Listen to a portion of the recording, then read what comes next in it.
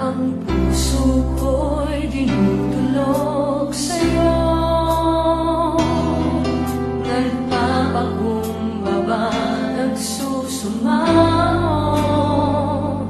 paging dapatin mo, ikaw ay mamasdan, makaniika at sa'yo ay pumisa. Sa awit 85:1-6. Awit 85:1-6. Okay, sabay-sabay po natin basahin. Ikaw po, O Yahweh, maging mapagbigay sa iyong lupain. Pinasagana mo't muling pinaunlad ang bansang Israel. Yaong kasamaan ng mga anak mo'y nilimot mong tunay. Pinatawad sila sa nagawa nilang mga kasalanan. Selah. Ang taglay mong puot sa ginawa nila'y iyon ang inalis. Tinaligdan mo na at iyong nilimot ang matinding galit. Panumbalikin mo kami, Diyos na aming kaligtasan. Ang pagkamuhi sa amin ay iyon ang wakasan. Ang pagkagalit mo at puot sa amin wala bang hangganan? Di na ba lulubag? Di ba matatapos ang galit mong iyan? Las, ibangon mo kami. Sana'y ibalik mo ang nawalang lakas. At kaming lingkod mo ay pupurihin ka na taglay ang gala. Okay, tayo po'y makakaupo na at ihanda ang ating mga puso, isipan para sa pakikinig ng mensahe na dadali sa atin ng ating muting pastor. Ang ating pong paksa o tema sa buwang ito, when revival comes, God's people rejoice. Kapag dumating ang tinatawag ko nating pagpapanumbalik, ang bayan ng Diyos o mga mananampalataya ay nagagala. Ito po ay sabi sa awit 85, talatang 6, sana'y ibalik mo ang nawalang sigla at kaming lingkod mo ay pupurihin ka at taglay ang galak. Tayo po ay manalangin. O namang Diyos na makapangyarihan sa lahat, sa aming buhay dito sa mundo, patid ninyo na marami kaming pakikipagbaka, marami kaming kinahaharap na iba't ibang problema at pagsubok sa buhay. Dumarating sa punto ng aming buhay Kristiyano ang panghihina at panglulupaypay. Pero salamat dahil alam ninyo ang aming kalagayan at hindi ito lingid sa inyong masaganang biyaya na umaabot sa aming kondisyon. Kaya sa umaga pong ito, dalangin namin na sa aming pagtatalakay sa temang ito patungkol sa inyong kapangyarihang magpapanumbalik o magpapanibagong sigla sa aming pong buhay pananampalataya. Tulungan niyo pong unawain namin ito ng lubos. Makita naman namin kung sino kami sa inyong harapan, ano ang aming kalagayan, tanggapin namin ang realidad at katotohanan upang buong pagpapakumbaba namin, Panginoong, matanggap ang inyong pagpapanibagong sigla o pagpapanumbalik sa bawat isa sa amin. Pagpalain niyo po kami ng inyong mga salita. Ito po ang aming dalangin sa pangalan ng inyong anak si Jesus. Amen. So ito ho ang ating tema para sa buwan ng Oktubre. Ang ating pong mag-uusapan, revive us again.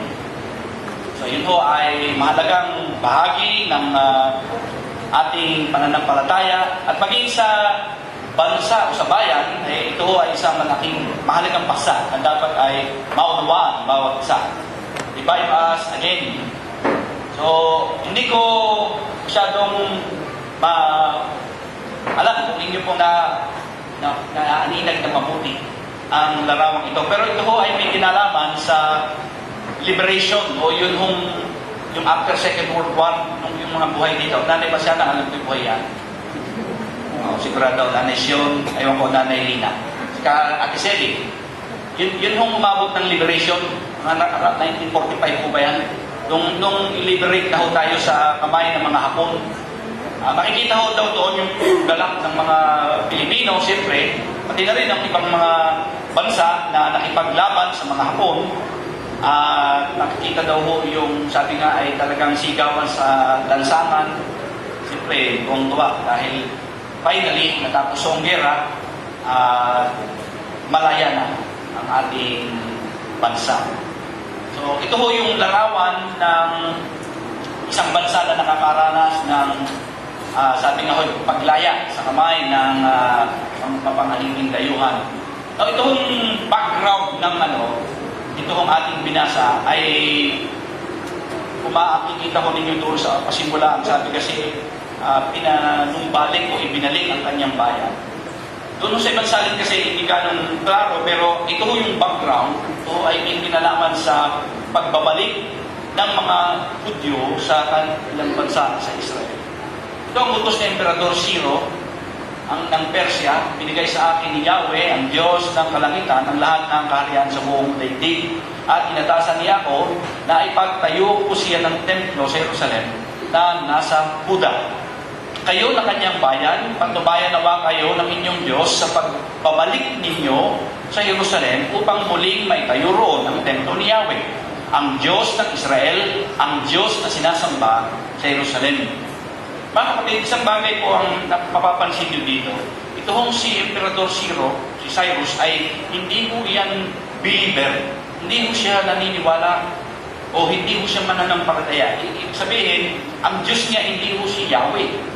Pero makikita ko ninyo sa kanyang pahayag na tila ang kanyang yung kumbaga ho ay pagsunod sa Diyos ng mga Israelita ay ganoon na lamang.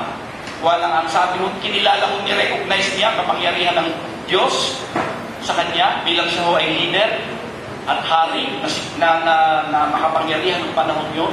At ang sabi, siya ho ang nagbigay din ng karapatan o kumbaga pagbibigay daan na mapalaya ho ang mga Hudyo para makabalik na sa kanilang bansa. Ang pwede natin sabihin dito sa ganitong diwa, mga kapatid, kahit ho hindi mananampalataya o naniniwala sa kanya, sa Diyos, pwede ho siyang gamitin ng ating Diyos para sa katuparan ng kanyang purpose.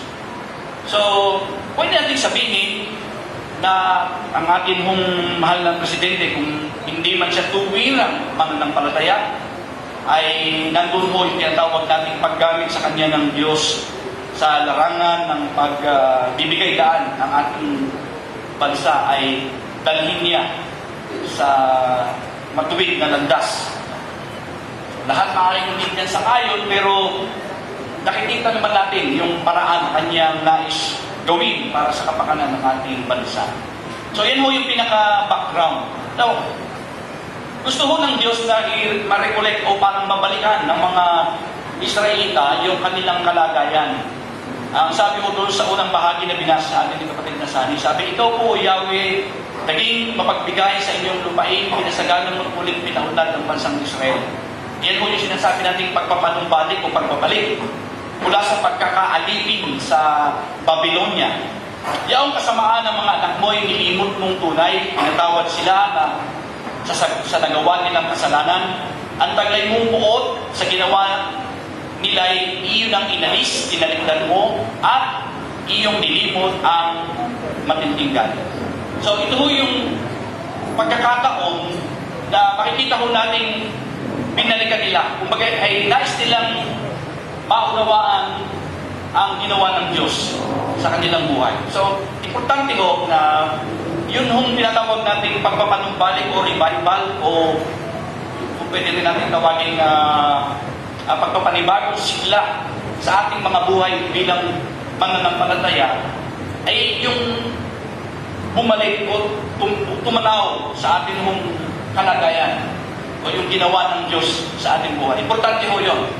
Kaya sabi nga, hindi tayo dapat makalimot kung ano ho ang ginawa ng Diyos sa atin sa nakaraan.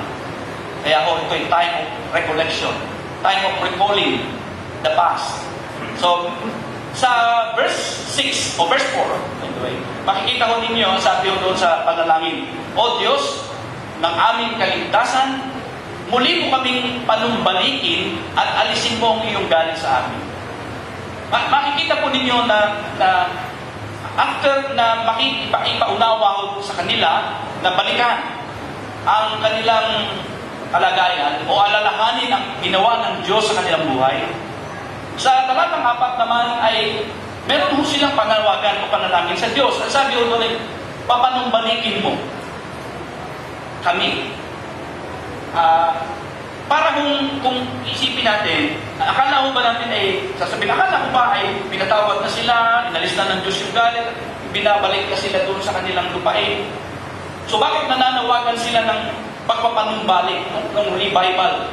Ano ho ang ibig sabihin noon sa parte nila, sa panahon iyon? Ano ho ang sa kalagayan nilang yun? So ito ho ay titingnan natin kasi hindi naman ho tayo ang Israel.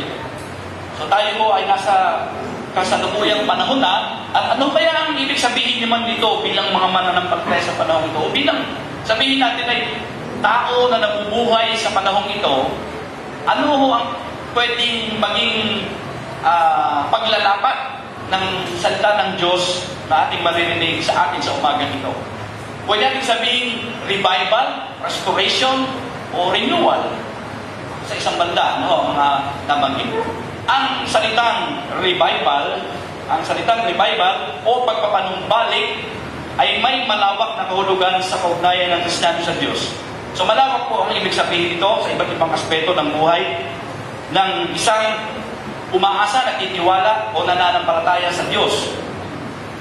Ang revival ay paggawa ng Diyos at hindi nakabase sa programa ng tao. Okay? So hindi ho ito gawa ng tao. Hindi ho tayo ang pwedeng mag-revive ng ating sarili. Bagamat meron ho tayong responsibilidad, pero hindi ho tayo ang pwedeng lumikha niyan. Yan ho ay ginagawa ng Diyos sa buhay ng natin o ng tao. Ang revival ay nagaganap sa panahon na nilalayo ng Diyos para ipanumbalik sa mga Kristiyano ang muling sigla ng pananampalataya. So, yung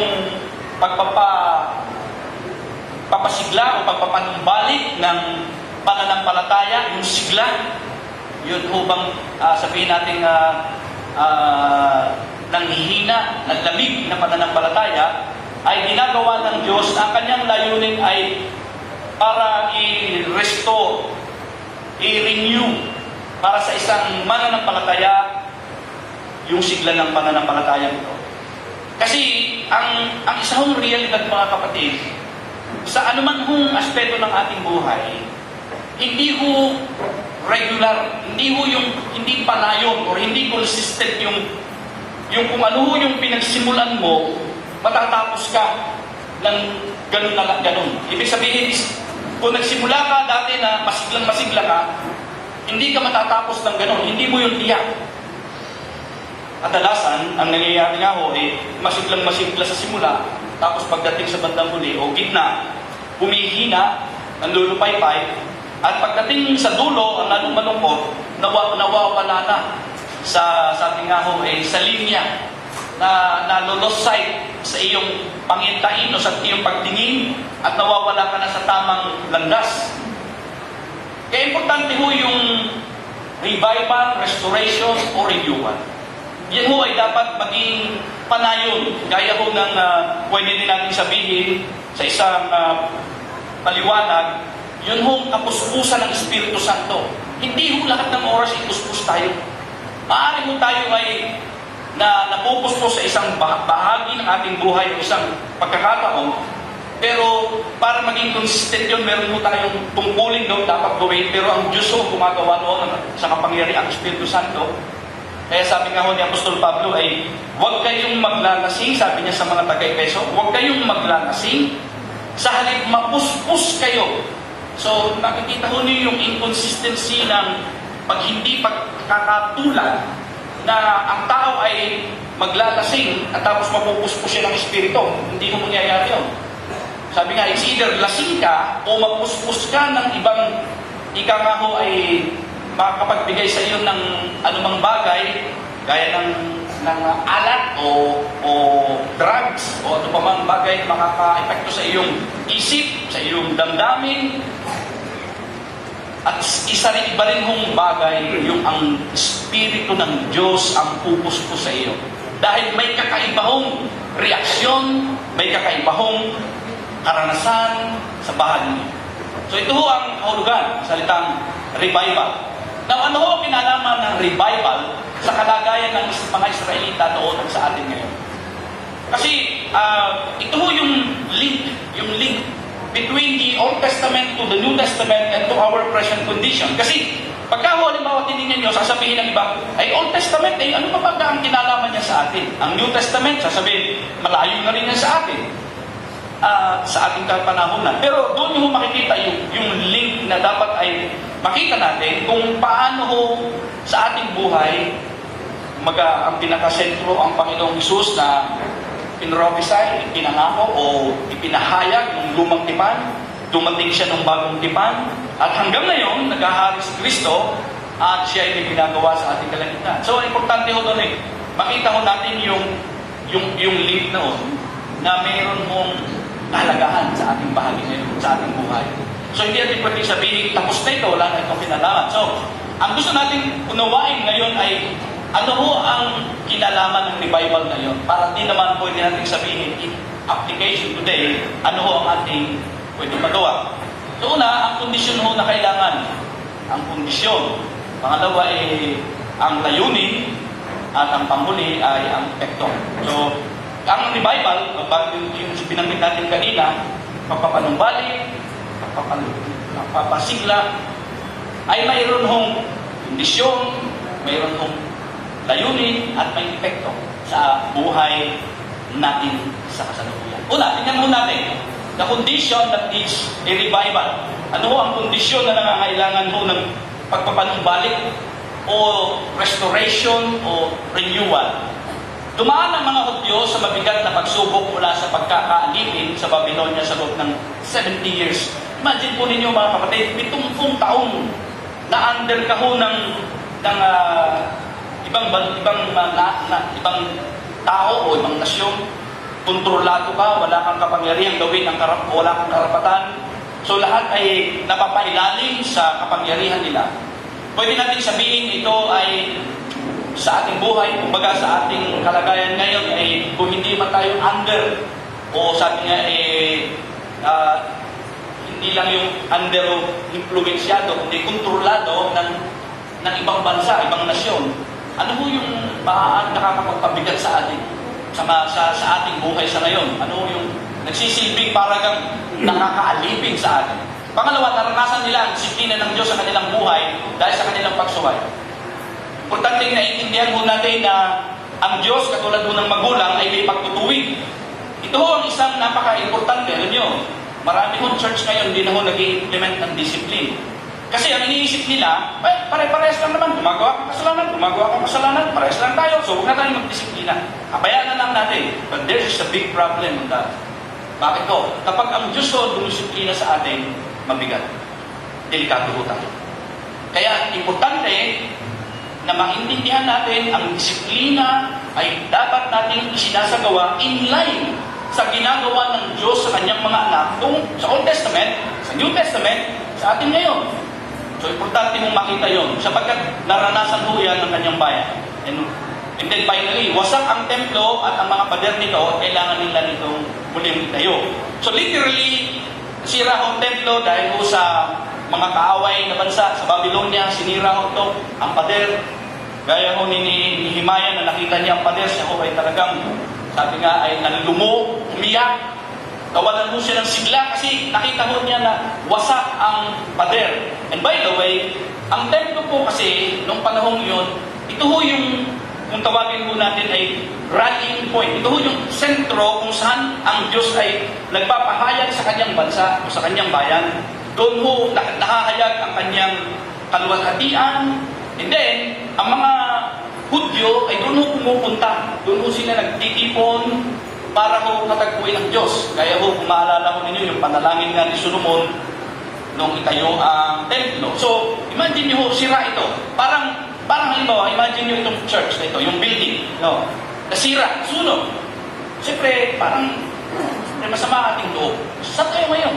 Wala ho tayong lugar. Meron tayong pwedeng puntahan, pero siyempre, ang isang bagay na nakakapagpahina ng ating loob doon ay yung kawalaan ng ng isang komportabling lugar kung saan katulad nito tayo pwedeng magtipon, sumamba, ng malaya sa ating Panginoon. So ito ho yung kanilang kalagayan, ito ho yung kondisyon. Bakit kailangan nila ang pagpapanumbalik o revival? So ang damdamin na hindi pa tuwirang napapanumbalik sa Diyos, there is a guilt feeling. Alam niyo yun? Kasi galing ho sila sa disiplina, galing ho sila sa pagkakaalipin, hindi pa ho sila, bumabalik pa lamang sila, kumbaga, nasa proseso sila ng pagbalik, whether nandun na sila sa lugar, pero andun ho yung guilt feeling. Diba, gusto nila yung meron tayo? Kumain, Panginoon, pasensya na ako kayo, nagawa ko na naman yung hindi ko dapat gawin. Nakapagsalita na naman ako ng masama, nakagawa ako ng ganito sa aking kapatid, o nakapanloko na naman ako, o etc. etc. Now, bagamat tayo ho ay humihingi ng tawad sa Diyos, pero tandaan niyo po ito mga kapatid, kahit ho alam natin na ang Diyos ay nagpapatawad, pero deep inside us, may guilt eh. Meron kang damdamin na parang, alam niyo yung parang minsan kaya ka walang sigla, parang iniisip mo, kakaya naman sa Diyos eh. Ako'y tataas pa ng kamay din eh, alam naman niya, ako'y may ginawang ganito, parang kakaya. Parang hindi ko yata maatim na magsabi sa Diyos na mahal kita. Gayong alam ng Diyos ang ginawa ko kanina, o kahapon, o nung isang linggo. So yun ho yung guilt. Para sa mga Hudyo, meron silang damdamin na ang hirap nilang agad-agad ay lumapit sa Diyos. Although alam nila, dahil ipinanumbalik na nga sila, i-restore na sila ng Diyos doon sa kanilang lugar. Pangalawa, ang saloobin ng kawalan ng katiyakan, kung tuluyan ng nawala ang galit ng Diyos, there is the fear. Una yung guilt, and then yung takot. Mga kapatid, tandaan natin, ang Diyos ho natin, bagamat Diyos siya ng pag-ibig, pero siya ho ay Diyos na nakakatakot. Hindi ho siya multo. Hindi siya parang isang berdugo na nagbabantay, na may hawak na pamalo. Hindi siya ganoon. Pero ang Diyos sa kanyang kabanalan at kaluwalhatian ay nakakatakot. Na, remember nung ang mga Hudyo ho, ang mga Israelita ho ay tumawid sa lupa sa dagat na pula, and then papunta sila sa lupang pangako. Nung sila ho ay nasa bundok Sinai, di ba ho ay nung sinabi ng Diyos kay Moises na huwag ka nang magsasama, hayaan mo na lamang sila diyan, hintayin ka nila habang ikaw ay nakikipagtagpo sa akin. Yun hong sabi nga ho doon ay kulog at iglak na narikikita ng mga Hudyo ay nakakatakot dahil alam nila that is a sign of God's presence. Yung para bagang ikaw ay para nga ang iyong tuhod ay matatakot.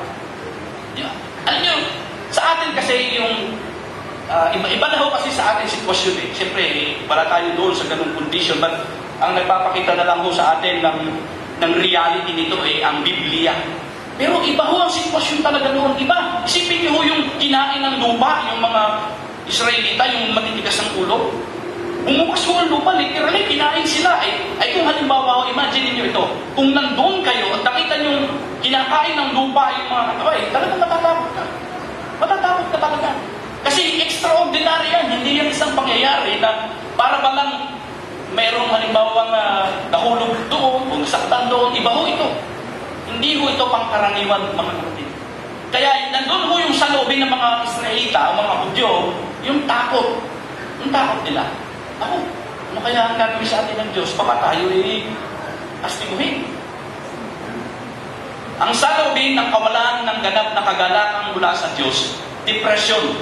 So, guilt, and then fear, and then depression. So verse 6 kasi sabi mo doon, panumbalik niyo yung sigla, yung kagalakan.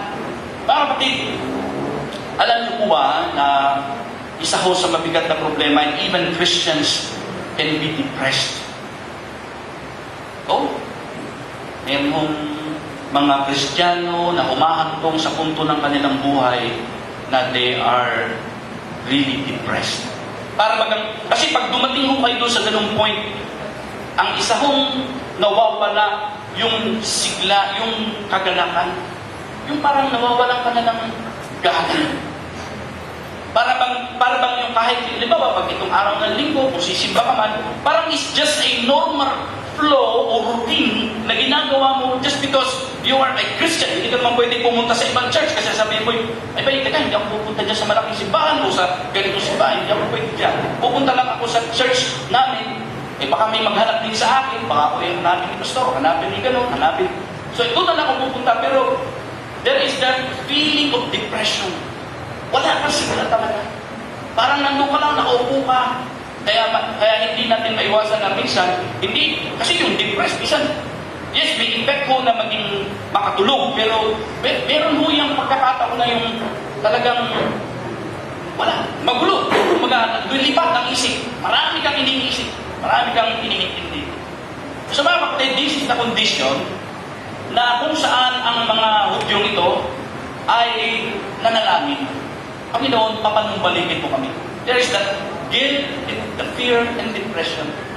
Sa atin ho bang kondisyon ngayon, hindi natin ito naramdaman, nasasabi nga natin, napakabilis ng takbo ng panahon. Oktubre na ngayon. And sometimes, we neglect to see and evaluate our relationship with the Lord, our personal relationship.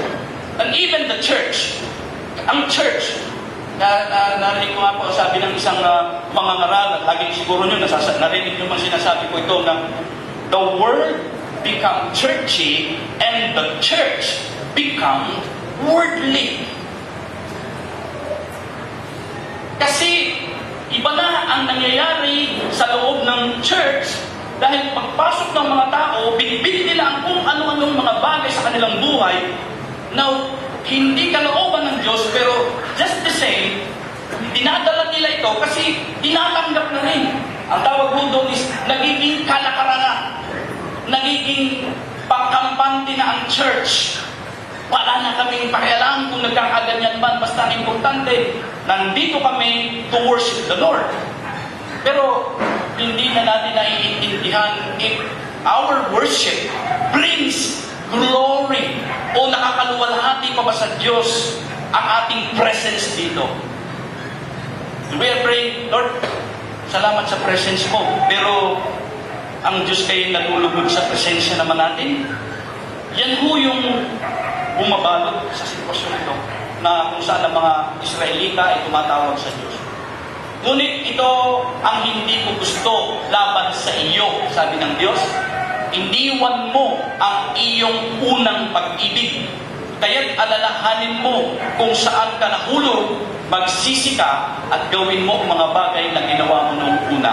Pahayag 2, 4-5. Yan ho yung akusasyon ng Diyos sa iglesia sa Efeso. Remember, this is a church. Ito po isang Christian church. Sabi mo doon ng Panginoon ay iniwan mo ang iyong unang pag-ibig. Siguro ito, pwede natin sabihin na, nung una, mahal na mahal ko ako. Nung una, talagang ako ang priority mo. Wala nang ibang parte ng buhay mo na hindi ako ang una. Pero ngayon, wala na. Mga kapatid, alam niyo po ba kung bakit alam niyo, isang problema ito sa US ngayon, nabagit ko na yata ito sa inyo. Ayon sa pag-aaral na sa datos, ang taas ho ng rate ng divorce sa US. Alam na natin yan sa reality. Pero alam niyo kung anong edad? 50 years old above. Yung mga mag-asawa na ang edad ng mga lalaki at babae, mga 50-han pataas. Mahaba ng panahon ang pinagsamahan nila. Pero alam niyo po ang dahilan? Pagod na sila sa isa't isa.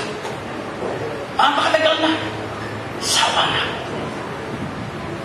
Sawa na ako sa pagmumukha mo, sawa ka na sa pagmumukha ko, maghiwalay na tayo. Maghahanap na ako ng iba. Bata-bata naman. Yes. You know, talagang totoo. Kaya kung hindi natin babantayan, mga kapatid, ang damdamin, ang saloobin, ang ating kalooban, sa relasyon natin sa tao, lalamig talaga yan. Dating ang panahon, lalamig yan. Ay di lalo na sa Diyos, dahil ang Diyos hindi natin nakikita yan eh. Actually, pwede naman tayong gumawa ng bagay. Kahit halimbawa, paglabas mo dito, wala na ang mga tao makakakita sa iyo.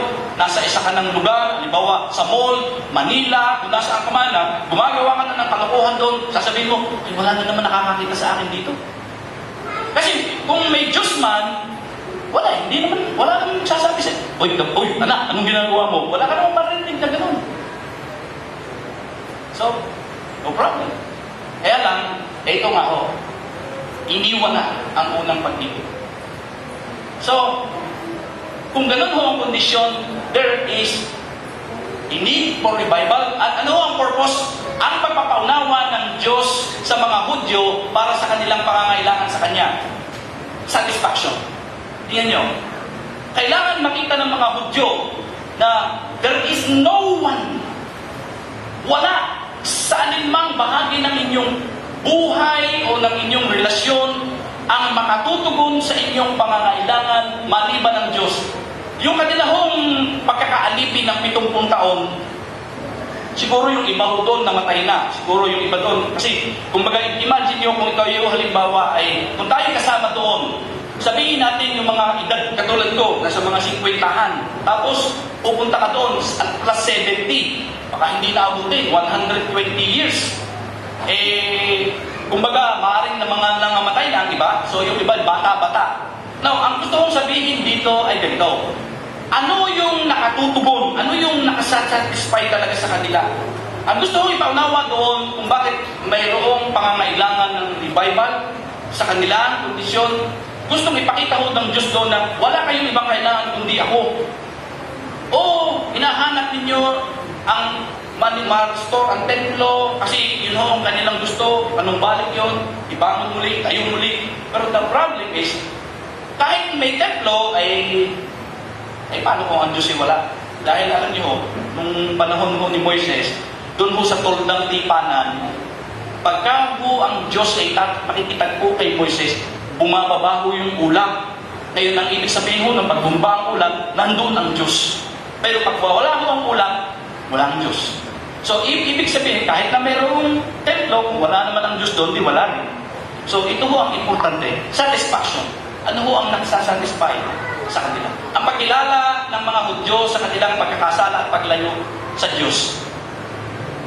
Pagkilala, the recognition, the acceptance that we have sinned against you. Ang gusto ho ng Diyos kasi, tanggapin nila yung katotohanan. Kaya sila ho ay natapon sa Babylonia dahil sila nagkasala. Kaya sila ay dinisiplina dahil sila nagkasala. Kaya sila ay tinuwid dahil sila nagkasala. So, yun ho ang gustong ipaunawa doon. Dahil gusto ng Panginoon na kahit nagkagayon, i-restore ko naman kayo. Pero kailangan ninyo munang tanggapin ang katotohanan na nagkasala kayo sa akin. Meron hong nagtuturo, bagay, ang sabi ko ay hindi na tayo kailangan humingi ng tawad sa Diyos kasi napatawad ko naman tayo. Yung ating nakaraan, yung kasalukuyan, at saka yung darating napatawad na. Actually, totoo naman po yun ayon sa sinasabi ng salita ng Diyos na ginawa sa atin ng Panginoong Jesucristo. Pero hindi yung nangangahulugan yun na wala tayong karapatan o wala nang inaalisan na tayo doon sa ating kalagayan na tanggapin ang totoo na tayo ay nagkakasala pa at humingi tayo ng tawad sa Diyos. Meaning, kailangan mo tayong magpakumbaba. So ito ay importante para maranasan ko ang restoration. So ang purpose ko noon pula ay satisfaction and then to restore, then restoration. Ang panguli, ang pagkahangad ng mga Hudyo na gawing muli ang layunin ng Diyos para sa kanila. Reformation. Gawing muli. Kumbaga, parang ganito. Okay, ibigay sa mga Hudyo ang satisfaction, kaya ako lang ang kailangan nyo. And then i-restore kayo, napatawad kayo. So nandun ho yung ikangaho ay pag-aalis ng guilt feeling.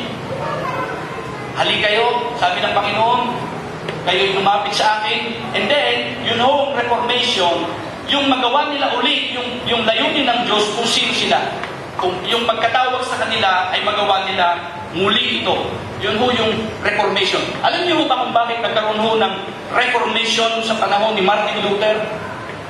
Kasi, kung ititrace mo niyo sa church history, mga kapatid, nawala ho yung tunay na church eh. Yung bang, ang nangyari, naghalo.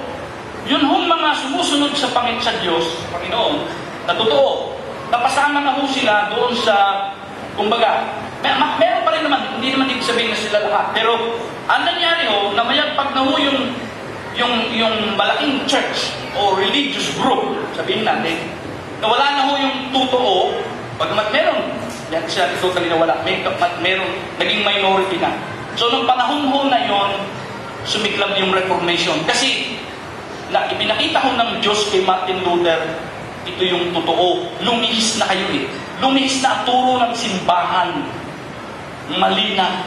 ang justification ay hindi na by faith, kundi by obedience, by works, ay mali. So, yun ho ang ibig sabihin na reformation. Ibalik ng Diyos yung tamang gagawin ng kanyang bayan para siya ay bigyan ng kaluturan. So, sa atin ngayon, in application, ang Diyos ko lang ba nagsasatisfy sa atin?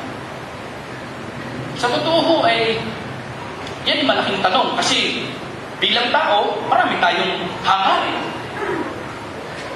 Pangalawa, yung restoration, yung nakikita ko ba natin yung ating kalagayan na tayo napatawad ng Diyos at tayo pwedeng maglingkod ng buong pagpapanumbalik sa Kanya kasi tayo napatawad.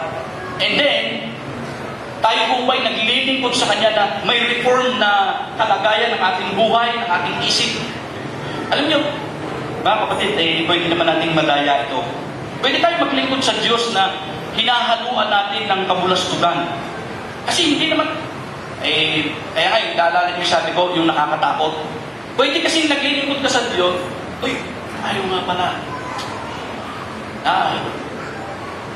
Yan yung, nakakalungkot ho ito, pero alam niyo bang isa sa sumuko doon sa Oplan-Tukhang ay pastor? Pastor ho siya. Pastor, talagang pastor. Diba? Pastor ho ng church. Pero sumuko ho siya dahil inamin niyang siya'y atin. Tumitira ho siya ng sakit. Siguro habang nangangaral siya, sabi niya, kakarga ako. Wala, ang hirap eh. Hindi ako makapagsalita ng maayos pag hindi ako kargado. Yes. Pastor po. Kaya sabi ko, pwede nating dayain ang ating paglilingkod sa Diyos. Pwede tayong maging godly in our appearance, pero ang totoo noon, in our heart, hindi tayo godly. Siguro yung pastor na yun, pag nagsasalita siya, hindi naman alam ng miyembro eh. Siguro, sasabihin ng mga miyembro, sabi ng pastor, amen po ba? Amen. Praise God, praise the Lord. So, wala namang masama doon, hindi problema ng mga miyembro yun. Kaya lang, ang problema ko kasi noon, siyempre, pag hinila ko ang pastor pababa, ibig sabihin, disiplina, kasama ko ang tao. Pag hinila ko ang pastor, yung ng church, kasama ang tao. Siyempre, hihilahin pababa yan eh. Didisiplinahin yan eh. Kaya alam niyo sa church, pag hindi ko tayo ayos, hindi tayo restored sa Diyos, yung sinasabi nga natin, yung restoration and reformation, malaki yung problema natin eh. Akala natin, okay lang tayo. Siyempre, ito, ganito, lingguhan, pagsamba, parang no problem. Pero mga kapatid, may ano ho yun, may impact ho yun sa, whether sa iba, na yung iba ho na may sinasabi natin, may sensitive sila sa ginagawa ng Diyos sa pamamagitan ng Espiritu Santo. Remember yung ating tema last month, yung opening the eyes of our faith to see the Word through God's eyes. Mga kapatid, may mga mananampalataya ho na nasisense nila pag ang isang tao ay hindi lumalakad sa Diyos. Hindi, para sasabihin nila, hindi blessing ito. He or she, or even the pastor, is not a blessing. Just imagine. Siyempre, wala. Kaya yung iba siguro, may tendency na alipat na lang ako ng church. Kaya naman, the problem is, kung lilipat ka naman, pagdating mo doon, sasabihin mo naman na, pero ganun mo gusto ko sabihin sa inyo. Kung sensitive tayo sa larangan ito, as we see the hands of God moving, the Holy Spirit of God moving in our midst, actually, dapat hindi ka aalis. Dapat magsilbi ka doong catalyst ko. Ito yung parang agent of change. Ito yung pwedeng magsabi in a loving way, in a nice way na, kapatid, baka pwede naman tayo konting reforma. Medyo hindi tayo ayos. At sasabihin naman ng kapatid, yung second point, yes, I want to be restored. Salamat kapatid sa reminder, I want to be restored. Sorry. Yun ang maganda. So, reformation will be, kumbaga ho yan ay mahahayag, will be revealed. Yan ho yung makikita kasi yung mga tao sa loob ng church, nakikita ho yung purpose ng revival at nangyayari sa kanilang buhay. Okay? Sabi ho ng buwan 15:5, ako ang puno ng ubas, kayo ang sanga, ang nananatili sa akin at ako'y sa kanya, ay siyang nagbubunga ng marami, sapagkat kung kayo hiwalay sa akin, wala kayong magagawa. See? Akala lang ho natin may nagagawa tayo, kahit na halimbawa, naglilito tayo sa Diyos o may ginagawa tayo para sa Kanya. Akala lang natin, may impact yun. Akala lang natin, yun ho'y sa atin. Pero anong sabi ng Panginoon? Apart from me, you can do nothing. Mga kapatid, hindi ho ang kausap niya dito ay unbeliever. Ang kausap po ni Jesus dito ay the disciples.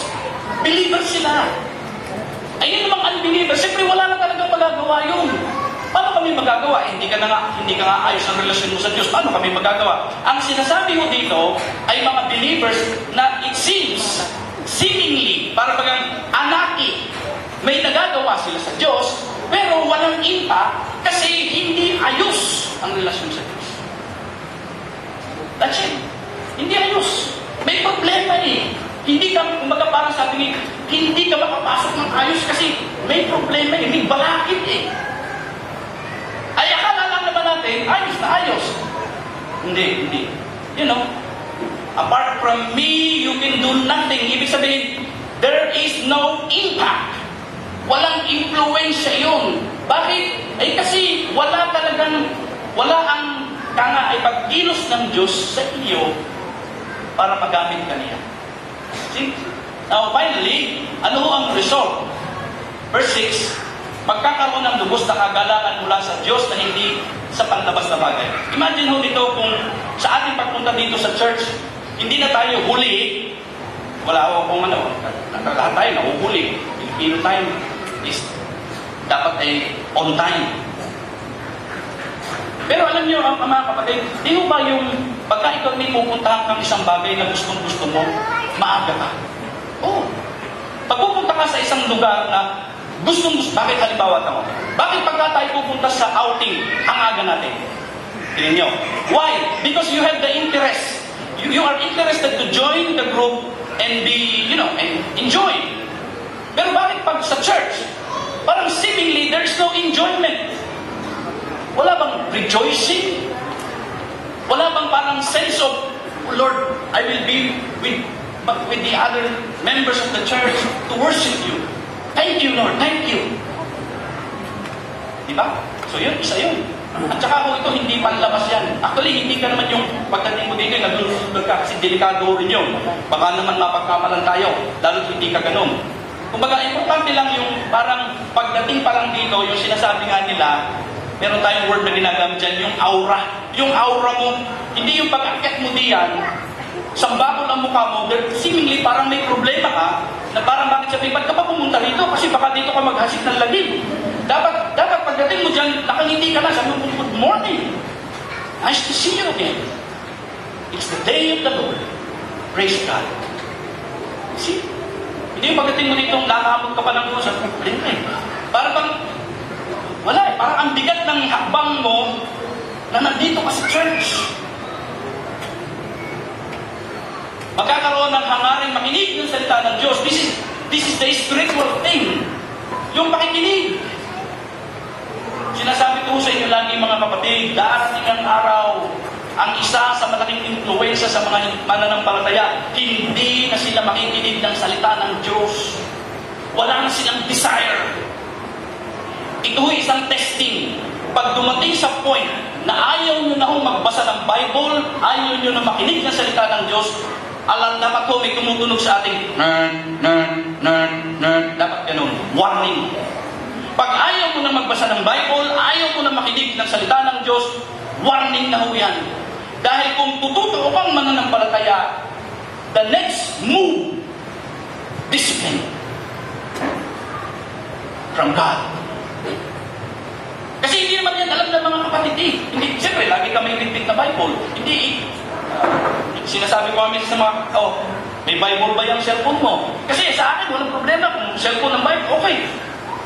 Basta importante may Bible, binabasa mo ba? Kaya yun yung mahalaga. Okay? So yun ho yung, sabi kasi ho doon sa verse 8 yung hangarin na kailangan makinig ng salita ng Diyos. Yun yung basahin ko sandali para makita natin. Verse 8, aking naririnig ang pahayag ni Yahweh. nasabi niya ang mga lingkod niya ay magiging payapa kung magsisisi at di magbabalik sa kanilang ating naririnig. Pwede hong dumating sa point na hindi na tayo talaga nakikinig sa Diyos. Pwede. Maging ano na ho tayo, yung kalos na, yung ba parang, pahala na akong pakialam. Kung nagsasalita ka man diyan, sa bagay, hindi mo gagawin yun. Siyempre, takot mo na lang sabihin nyo. Pero, yung bang desire mo, wala na doon. Wala na doon. Then, magkakaroon ng pagpapanumbalik ng kasiguruhan at kapayapaan ng kaligtasan. Spiritual again. Look at verse 9. Ang pagpaparangal sa pangalan niya ay kanyang ililigtas, sa ating lupain ay mananatili ang kanyang paglingap. Alam niyo mga kapatid, si King David, nung nahulog siya sa kasalanan kay Bathsheba, alam niyo, nung siya ho'y nananalangin, Psalm 51, di na ho natin babasahin, awit 51, alam niyo ang panalangin ni David ganito, Ama, O Diyos, ibalik po ninyo sa akin yung kagalakan ng pagiging ligtas. The joy of my salvation. Why? Kasi kahit mananampalataya ka, kapag ikay nasanay na sa mga bagay na hindi na parang sa Diyos, nawawala ho ang sigla. Totoo yan. Mga pastor ka man, missionary ka man, evangelista ka man, miyembro ka man, o kung ano man ang iyong kalagayan sa harapan ng Diyos, kung ayos ka sa Diyos, sabihin, may relasyon ka sa Diyos dahil kay Kristo, pero pwedeng dumating sa point ng iyong buhay na ano, wala ka ng desire. Wala ka ng sigla. Kaya sabi mo dito, restore the joy. Yung bang kagalakan, yung, Lord, salamat sa kaligtasan. Minsan, hindi na natin naaalala siguro pasalamatan yun. Pero, the important thing is, nandun mo yung kapayapaan. You have peace with God. Lord, alam ko, kahit kunin mo kumamayang gabi, hindi ako natatakot kasi ako ay sa iyo. Ako ay sa iyo. Alam mo po yun. So, yun ang bagay na dapat ay nabibigay sa atin ng kasiguruhan. And then finally, magkakaroon ng katuwiran sa uri ng pamumuhay. Yes, ayun, meron pang uli yan. 11 and 10. Tingnan niyo po, sabi, ang kapayapaan, ang katapatan at pag-ibig ay magdadaok palad. Ang kapayapaan at ang katuwiran ay magsasamang ganap. Sa balat ng lupa ay sadyang maghahari itong katapatan, mula sa itaas, maghahari naman itong katarungan. Mga kapatid, just imagine kung ang church ay na-revive at tayong lahat ay nagpakumbaba sa harap ng Diyos, imagine ang impact niya sa relasyon natin. Imagine the impact in our relationship. Yung wala kang pinaiilangang tao. Wala kang tao parang iitsakwerahin mo dahil hindi siya umiibig sa'yo, masama ang loob sa'yo, wala kang gaganunin. Bakit? Because, meron hong tinatawag na pagpupunyagi ng katuwiran, matuwid na buhay. If we are walking righteously before God, wala hong problema yung relationship kasi gagawa ka at gagawa ng paraan para ayusin ang relasyon mo sa kanino man. Hindi ka papayag na paano ka magiging righteous kung meron kang hindi iniimikan, meron kang hindi pinapatawad, meron kang pinagagalitan. You cannot be righteous. You cannot. Hindi pwede ang ganun. Kung ganun ho, ang relasyon sa atin ng Diyos, patay na tayong lahat. Yes. Kung ang Diyos i-implement niya yun, ayaw ko ng ganyan, patay na tayong lahat. Pero dahil siya'y mapagpatawad, nire-restore niya tayo, dapat makita ang matuwid na pamumuhay. Tingnan niyo mo. The spiritual, and the moral, the ethical. It's the horizontal relationship with one another. How I wish that pagpunta mo sa church, masaya ka. Go to church again. Makikita si kapatid. Makikita sila din. Hindi sasabihin mo, ayaw ko na doon. Kasi ko na lumipa. Why? Ayaw ko na siya makita eh. Ayaw ko na. How can you be righteous? Eh, bakit paglipat mo sa kabila, may iba ka na kung nakabangga doon? Abay, wala, nagtapos ito. Wala, nagtapos ito. Kung bagay, saan ka susuling? So, then, finally, magkakaroon ng pagpapala sa lupain. Hindi mo tututol sa blessing na material. Pero look at this, kapag ako kapag na-meet yung, sabi nga ko, yung ating revival na yun, ang sabi ko doon ay mayroon tayong kagalakan, mayroon tayong pagnanais sa salita ng Diyos, may pagpapanumbalik ng kapayapaan sa ating puso, sa ating kaligtasan sa Diyos, meron tayong matuwid na pamumuhay, and then, tingnan nyo, hindi ipagkakait ng Diyos ang material na pagpapala. Yun yung sinasabing material blessings will flow from above. Dahil promise ko lang Diyos yan. Pagpapalain ko kayo. Kadalasan, hingi tayo ng hingi sa Diyos, hindi ayos ang relasyon natin sa Diyos, hindi ayos ang relasyon natin sa kapwa natin, pero hingi tayo ng hingi sa Diyos ng material blessings. Lord, pagpalaan mo ko ng ganito, pagpalaan. Ay, paano pag pinagpala ka ng ganyan, masyado kang mataas na tao, masyado kang ma-pride, mayabang, ay, baka sabihin ng tao, abay, yan, simula nung magkabay, hindi na namin makausap ng matuwid. Ay, ang taas na. Talagang napakataas na. Pero nung walang-wala pa yan, sasabihin mo yun, abay, talaga namang napakabait. You see, the problem is, yun hong ating puso. Kasi ang puso, kung ayos yan sa Diyos, anuman ho ang kalagayan yan, wala, meron, wala, meron, wala. Walang problema yun. Kasi ayos ang puso sa Diyos. See? Mga kapatid, yan ho ang makikita ninyo yung link na sinasabi natin from the Old Testament, the New Testament, and our present condition. At yan ho ay hindi ako nagsasabi sa inyo na yung totoo. Yan ho yung adiyan sa ating pinag-aaralan. Kung yan ho para maganda rin, ay basahin nyo ng basahin pag uwi nyo sa bahay. Awit 85. Makikita ho natin yung impact na yun. Now, sabi dito mga kapatid, hinihiling namin sa inyo at nakikiusap kami sa Panginoong Hesus, yamang natutunan ninyo sa amin kung paano kayo dapat lumakad at magbigay lugod sa Diyos katulad ng inyong ginagawa. Ay gayon ang dapat ninyong gawin. So ano dapat daw gawin? Lumakad at magbigay lugod sa Diyos. Yan daw dapat ang gawin. Wala hong ibang choice. There is no option but to walk pleasing to God. Katulad ng inyong ginagawa. Sapagkat batid ninyo kung anong mga tagubilin ang binibigay namin sa inyo sa pamamagitan ng Panginoong Hesus. Sapagkat ito ang kalooban ng Diyos, ang inyong pagpapakabanal. See? Ano daw ang kalooban ng Diyos? Yumaman? Materially? No. Gumaling sa mga sakit? No. Hindi mo yun ang nakalagay, no? Ang sabi, sapagkat ito ang kalooban ng Diyos, ang inyong pagpapakabanal. The important thing is the relationship. The priority is relationship with God and then relationship with others. Ang Diyos na ho ang bahala kung ano ang gusto niyang gawin sa atin in terms of our need, physical, material. Diyos na ho ang bahala. Hindi tayo mababahala doon kasi ang Diyos ho'y mabuti sa atin. Now, nakita ho natin sa ating pinag-usapan ang sabi nga ho'y panalangin, revive us again. Na condition ng pangailangan ng revival, yun hong kanila hong kalagayan at ayun hong result ng revival na ito. Now, dito ako magtatapos. Touch your people once again. Ito ho'y kakantahin ko na para ho'y kayo magising. We need wisdom, we need power, and true love for each other. We have had so many big but empty words.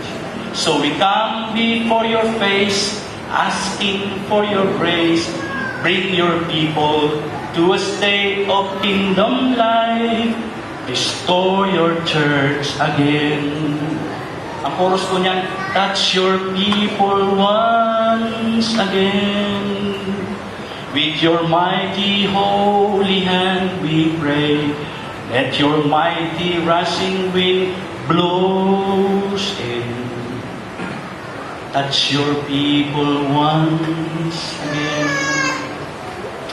Mga kapatid, sa panahon mong ito, nakakalungkot kasi the church is somehow, pag narinig niyo yung mga balita sa mga churches, and even sa mga pastors and leaders, hindi ko naman sinasabi na we are not perfect. Pero yung desire, bakit ho ito ang aking naging tema? Kasi parang sinasabi ko, Panginoon, revive us. We need your revival.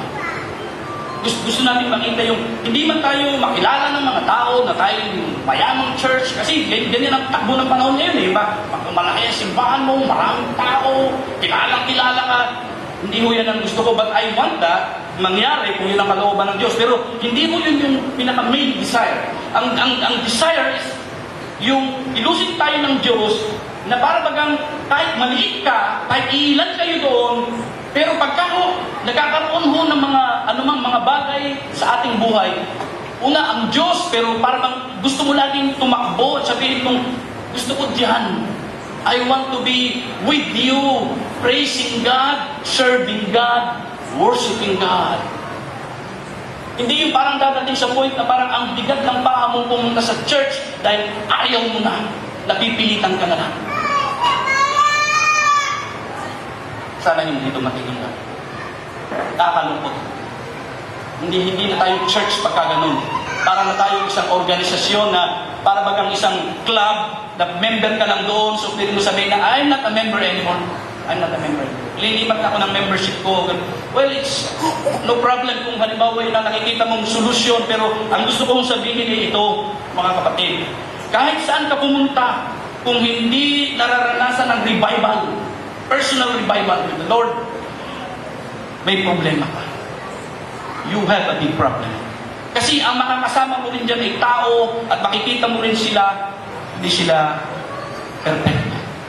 Pero kung tayo nag-i-strive sama-sama na humihingi ng revival sa Diyos, mga kapatid, we will see. We will see. I believe we will see. Ang kapangyarihan ng Diyos na sabi nga, ang banal na Espiritong gagawa sa ating kalagitnaan upang i-restore tayo. Hindi naman mo madamot ng Diyos. Ang Diyos nga ako'y mapagkalinga. Alam ng Diyos yung desire natin, Lord, i-restore mo kami. Gusto namin mabuhay ng matuwid. Gusto namin lumahad ng matuwid. Gusto namin, maganda yung inawit kanina, sabi doon, kapag nakikita ng tao na ikaw ay totoo, na buhay ka, kasi nakikita nila kami.